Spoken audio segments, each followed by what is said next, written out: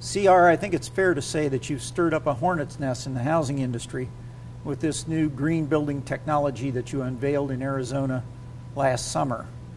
And yet some people in the housing industry have reacted negatively to it, saying that, that you're giving these houses away and that you can't sustain this technology over time in the marketplace if you're not making money.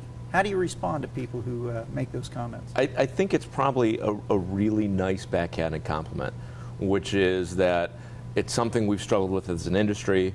There's a recognition that we're doing something really special that's adding value. But first and foremost, we're a publicly traded large home builder with fiduciary responsibility. And this is 2 years of top to bottom business strategy involving our suppliers, our vendors, our trade partners. And this is a well thought out, comprehensive business strategy we believe takes advantage of what houses should be and what consistently will be the next way homes are built. So this represents a very sustainable business strategy for us and the way we're nationally directed to build houses. So this isn't a community, this isn't a one-off special home for the press to understand what could be built someday. This is what's included in features and consistent in over a dozen communities that we're building today, and we just started 6 months ago. This is absolutely a strategy to focus on what the customer should have and what we can provide as a large home builder at a very scalable level. But you're building all across the country. How do you, how will this translate to other markets and other places? Our focus has been on how do we add substantive value to the consumer in a way that we can scale nationally. And so if the preconception has been we're doing this as a marketing approach, it's quite honestly the opposite. We have been clearly focused on building science, clearly focused on substance, and we're just starting to get the public aware that they've got a new option in home building. And we think that, along with a lot of other home builders that are really pushing this envelope, will change the way home building is done. And the people that are ignoring this as a fad or a trend, it's probably going to hurt in the long run, because customers, as they become aware of what they can have, will start demanding it. And that's what's going to drive the change. It's customer awareness and customers demanding a level of performance that now exists is going to be the thing that changes the way homes are built.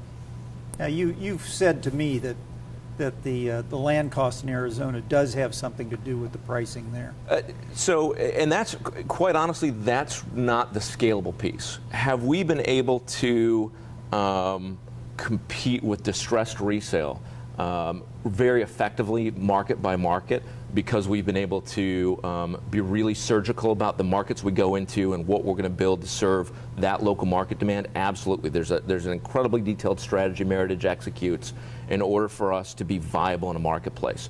Included in that and wrapped around that is this energy efficiency strategy, which includes not only what we're building as far as square footage and amenity level and location, but what we can include as a standard feature at a community level that differentiates, that adds credible value, and that leverages the things we've learned over the last couple of years of challenging the way houses are built to really create top-line benefits in volume and margin, and bottom-line benefits in really controlling the cost of transition and controlling our costs through trade partnerships and supplier partnerships. So it's a multi-tiered strategy to build something better and to be focused on the customer and what the customer can have. How important is it to have this technology as standard as opposed to optional in these houses?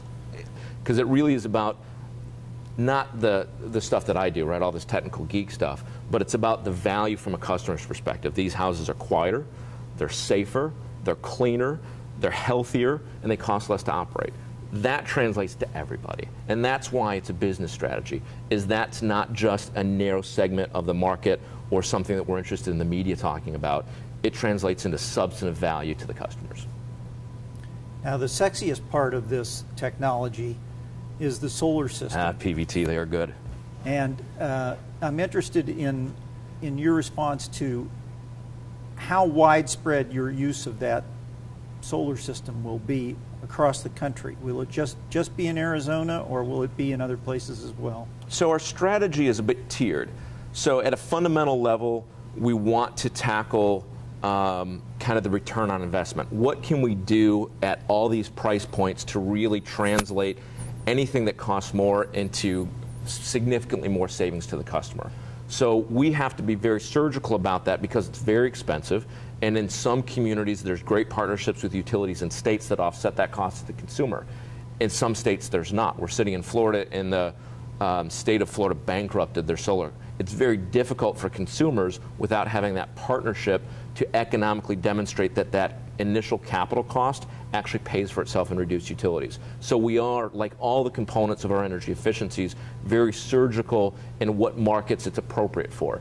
In Denver, we build a slightly different thermal envelope as we do in Houston because it's cold and dry as opposed to hot and damp.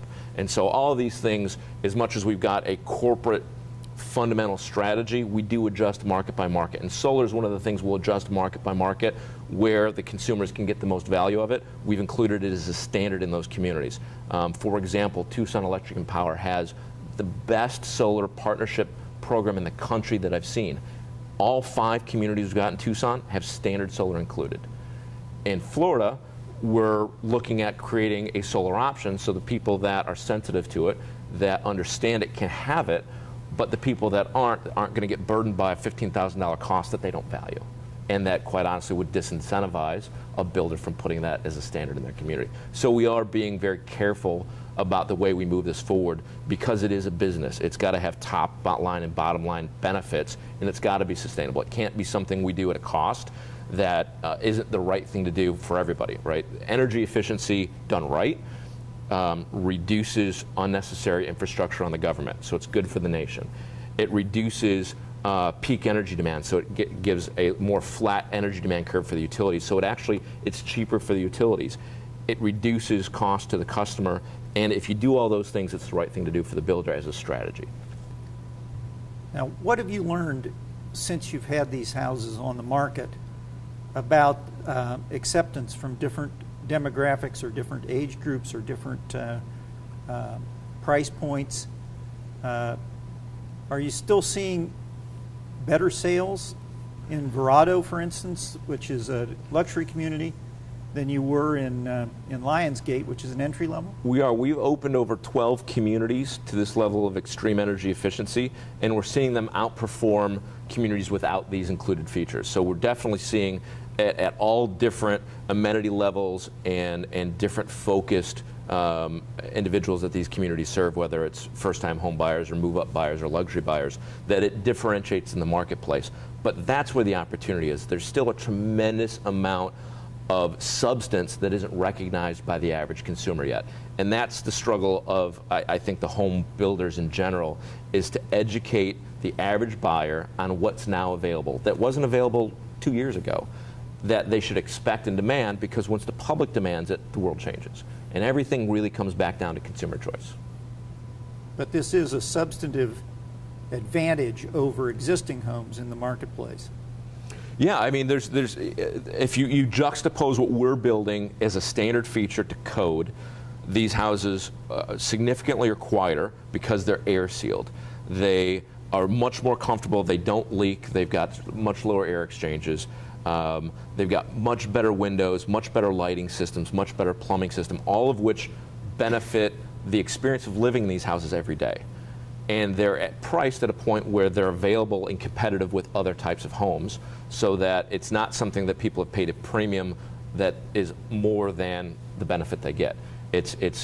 Homes are a series of interconnected parts, and we've thought through all of those interconnections to build something that's substantively not just cost less. We didn't just take a shotgun to a fly and throw up all these solar systems to offset an energy pick of a house. We made the house energy efficient. We combined it with really smart renewable energy companies like this PVT system, and the whole package works together to add value. And none of it detracts, right? That was the key that we talked about originally, was our platform was in addition to. We will never make somebody have to run around and switch off their lights, or run around and switch off their faucets while they're brushing their teeth, or live small, or hop on one leg to get the benefits of these houses. It's the exact same house, the exact same aesthetics, the exact same lifestyle. We've just thought through the building process and the building science and built them better. It's really kind of simple. Is the analogy that we used to the Prius automobile valid in your mind? The only thing that I would offer, and I think this is a benefit, is the Prius came out at a premium. You targeted, or Prius targeted, people that had drank that Kool-Aid. They targeted people that wanted to demonstrate, and cars do that a little bit more than homes do, the status of I believe in the next generation and I believe in the environment. We build these houses for people that have that posture and people that don't. And we're not charging an incremental cost and just targeting that level of sophistication. Now, you asked before, do we have different segments that respond differently? And the case is absolutely. So young first-time buyers that have been brought up to understand carbon footprints and energy efficiency have responded to this more than people that don't have those sensitivities. Active adult people retiring that have paid utility bills for the last 30 years and are keenly aware of the fact that the second highest bill only to their mortgage is their utility bills respond really positively to being able to control and shrink those utility bills. So on each age, on the age paradigm, the two ends are much more sensitive to energy efficiency than the middle of America right now. And our goal is to pull that into the middle, right? Is the average, middle-aged American just hasn't been made aware of the benefits of all this technology. Well, CR, as we sit here approximately 6 months after you debuted this product, and from what you've learned and from where you're sitting now, what's the next step? Where do you go next?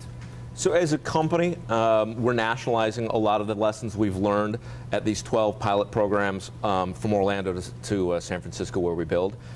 We've got a couple tricks still left up our sleeve that we're going to continue to push and pilot new programs. And so you'll see every quarter us kind of create a new community initiative that we take the successful pieces and nationalize it. So we'll continue to really push the envelope and be innovative. But the biggest piece is what's going to happen nationally. Is there's, on legislatively, there's some concepts around bringing energy efficiency into the appraisal process. There's some talk about creating viable green mortgages so you can leverage the energy savings into benefits on your mortgageability. And the last piece is consistent labeling standards. And those standards are really critical to educate, just like when you buy a car you get a miles per gallon sticker, is to educate the common consumer about what the credible energy efficiency is. All these windows and insulation and water efficiencies and HERS rating and SEER content, what does that all distill down to in one number? And that's, we being part of Energy Star have really been relying on HERS scores, but getting a national residential energy efficiency score, I think, is going to change for the good the way everybody builds houses, because it distills all this down into something that can be translated into value to the consumer. What's the weakness of the HERS score? There was some concept that the HERS score would change, right? That every time that you adopted a new standard, that what 100 meant, what a 0 meant something different. So the numbers would mean something. They've actually standardized recently so that scale would be consistent. So an 85 today will mean the same as an 85 does 10 years from now. So that's been addressed. The HERS score, it's still complex. It's still something that not consistently is done. So you can come into our community and say, we've got a HERS 25 house, and anybody that hasn't had an energy rating on their house can't compare it to, so it's not consistent. And it's a model, so that it is dependent on, as you take new technologies, it's dependent on the model understanding that technology. For example, radiant barriers do a great job at shedding heat gain through windows and through attics, but the current HERS models doesn't incorporate that well into true realized energy savings. So it needs to advance and evolve as technology advances involved. But it's the best I've seen so far, so it's still a great program. Well, thank you, CR, for the time that you spent with us today and for enlightening us on where you're going in the future. It was my pleasure. It was good to see you.